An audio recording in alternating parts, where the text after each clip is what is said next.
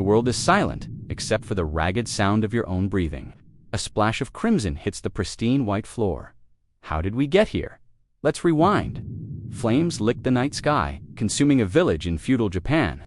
A young man, Kato, falls to his knees amidst the chaos. A figure in a black mask approaches, their face unreadable, and presses a single black coin into his hand. The world fades. Kato awakens, disoriented, in a sterile white room. A number is stitched onto his clothes. Player 07. He's no longer a samurai. He's a pawn in a twisted game. The first game begins, a long corridor, crisscrossed with deadly red laser beams. The rules are simple. Don't touch the light. Panic sets in among the players. A man beside Kato screams and lunges forward, only to be vaporized instantly. Others follow their fear, making them reckless. Kato closes his eyes, calms his breathing. He remembers his training, the years of discipline. He moves with a dancer's grace, a ghost weaving through the deadly web of light. He's one of the few who make it to the other side. The sterile white room feels smaller now, emptier. The air is thick with tension. Game 2 is announced. A game of trust and betrayal. Players are paired up. In front of each pair are 2 buttons, one red, one green. Press green, and you both survive. But if one presses red while the other presses green, the one who chose green is eliminated, and the traitor gets a bonus. If both press red, they're both out. Kato faces his opponent, an old man with tired eyes. They don't speak, they simply look at each other. The timer starts. Kato's hand hovers over the green button. It's the only honorable choice. He sees the old man's smile, a sad, knowing expression. The old man presses his button first. A light flashes on Kato's side. Green, he's safe. He looks over, and the old man is gone. He chose green too. He sacrificed himself so Kato could live. Why? That night, there are no games, but the real horror begins. The promise of bonuses for eliminating others turns the communal living space into a war zone. Shouts and screams echo in the white halls. Fights break out. Players, desperate and greedy, turn on each other with makeshift weapons. Kato finds himself in the middle of the chaos. He doesn't join the frenzy. He doesn't attack. Instead, he uses his skills to defend. He disarms attackers, parries blows, and protects those too weak to fight for themselves. He moves like a phantom, a guardian in the madness, refusing to spill blood for the amusement of their unseen captors. He won't become one of them. He won't lose his soul for their prize. The third game is a test of the mind, a vast chamber with a floor made of glass panels. Some are tempered, some are not. Players must cross by remembering a safe path shown to them only once. One misstep means a long fall. Again, panic is the real enemy. People push and shove, trying to force others to test the path. They forget the sequence, their minds clouded by fear. Kato stands back, his eyes closed. He visualizes the path, burning it into his memory. He sees the pattern, the rhythm. It's a dance, just like the laser corridor. He steps onto the first panel, then the next, his movements precise and certain. He doesn't look down, he trusts his training, his discipline. He walks the invisible line to safety, while the floor shatters behind others. Game 4 is pure brutality, an arena, one-on-one duels to the death. Kato is pitted against a hulking brute of a man, player 45, who has already proven his ruthlessness in the previous night's chaos.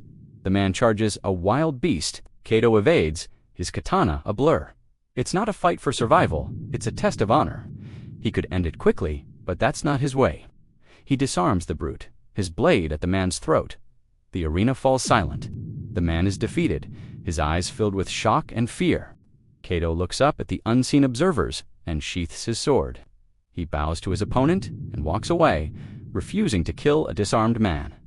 But the game masters have other plans. The guards enter the arena and, without hesitation, eliminate the spared player. Kato watches in horror. His honor meant nothing here. The game demands blood, one way or another. The fifth game is the most treacherous yet. A series of platforms suspended over a bottomless abyss. The platforms crumble moments after being stepped on. It's a desperate race to the finish line. Kato is agile, but so are the few remaining players. He's neck and neck with a young woman, player 18, who he had helped protect during the night of chaos. They reach the final gap. There's only one stable platform left before the goal. They both know only one can make it. As Cato prepares to jump, she looks at him, a determined resolve in her eyes. "Survive," she says. She shoves him forward, giving him the momentum he needs to clear the gap. He lands safely on the other side and turns just in time to see her and the platform she stood on plummet into the darkness.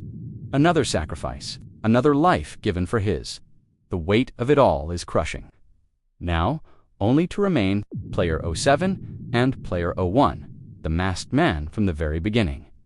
The final game, the sterile white environment is gone. They stand in a muddy field as cold rain pours from the sky. No tricks, no puzzles, just a duel. Cato draws his katana. Player 01 does the same. They circle each other, mud squelching under their feet. This isn't just for the prize money. It's for everything. For the old man, for the young woman, for his burned village, for his honor. The fight is a whirlwind of steel and rain. Player 01 is skilled, ruthless, fighting for the prize. But Cato fights for his soul. He parries, he dodges, he endures. In the end, it's not a killing blow that wins the fight. It's a move of absolute defense, a disarming technique that leaves player 01 weaponless and defeated in the mud. Cato stands over him, his blade ready. He could end it, but he doesn't. He has one. The rain stops, the sky clears. Suddenly, money bundles of cash begins to fall from the sky like a bizarre celebratory snow. It covers the muddy field, covers the defeated player 01. Cato stands alone. The victor, as the prize he supposedly won, rains down around him. But there is no joy. He looks at his hands, at the sword, at the fortune, at his feet. He sees the faces of those who died. The old man, the woman, the brute he spared. The cost of this victory was too high. He turns his back on the money, on the game, on player 01. He finds an exit and walks out, leaving the world of white rooms and bloody games behind him. The final scene is not one of triumph, but of peace. The sun rises over a new day. Cato, back in his world, plants his sword in the earth. He has survived, but more importantly, he has returned with his soul intact. He is free. Thank you so much for watching. If you enjoyed this story breakdown, don't forget to like and subscribe for more content. We'll see you in the next one.